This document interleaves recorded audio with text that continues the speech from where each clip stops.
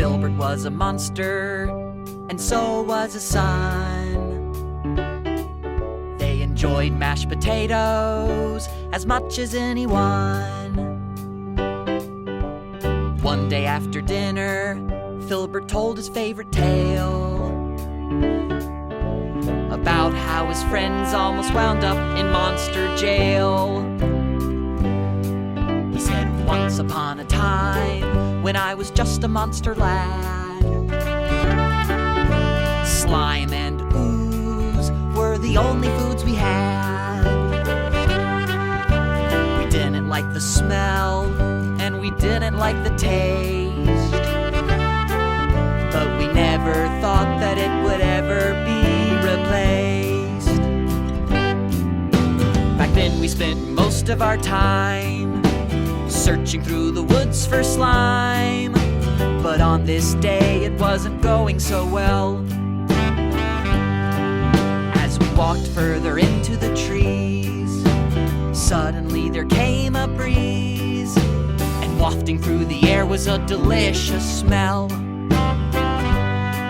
Your Uncle Melvin said to follow our noses, for the smell was as sweet as roses.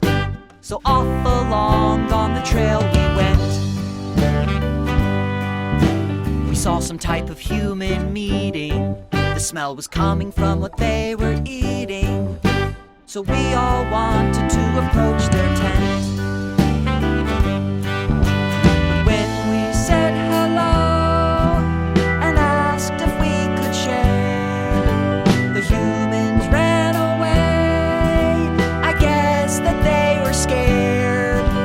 Sitting on the table was a bowl of something white. It smelled so sweet and yummy, we just had to take a bite.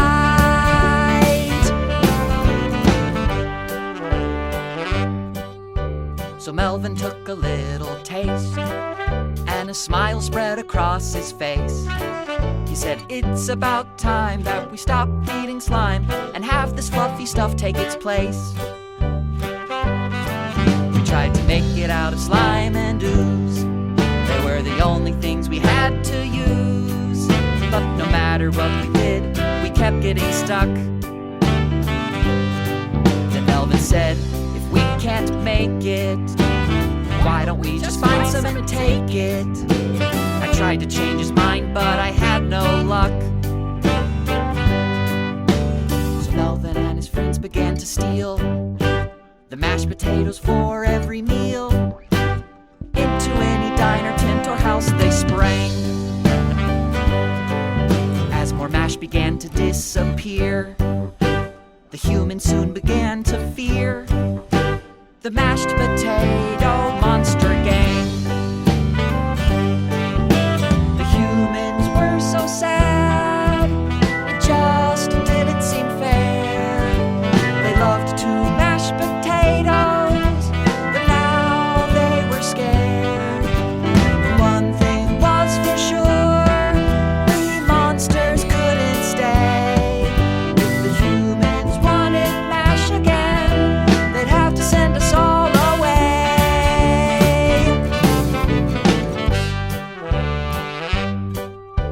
They said, we think we have a hunch how to catch that monster bunch. We'll set a mashed potato trap, it'll be a snap, then we'll eat those mashed potatoes for lunch. What the humans didn't know was that I listened to their plan. I had to tell my brother, and we could warn the others, so back to town I ran. When I got back to town, the gang was not around, and none of the others knew where they went. The smell of mashed potatoes was strong, and it didn't take me very long to figure out that they had followed the scent. Then I heard the sounds of laughter, and I saw the monsters running after a giant mound of mash in a great big pot. But it wasn't what the monsters thought. I shouted, "It's a trap, you'll get caught!" But I was too late, for the cage had dropped. It was then that I spoke up, because I knew this had to end. There must be a way that we can all be friends. Melvin said, "We're sorry, we didn't want to take 'em. Can you teach us, please? You see, we don't know how to make 'em."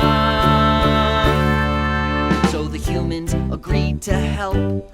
They gave us lessons every day, so Melvin and his monster gang could open up this mashed potato cafe.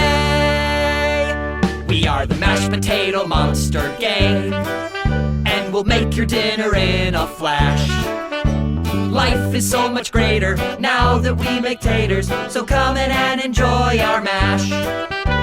Life is so much greater now that we make taters, so come in and enjoy our mash. No longer serving slime and ooze.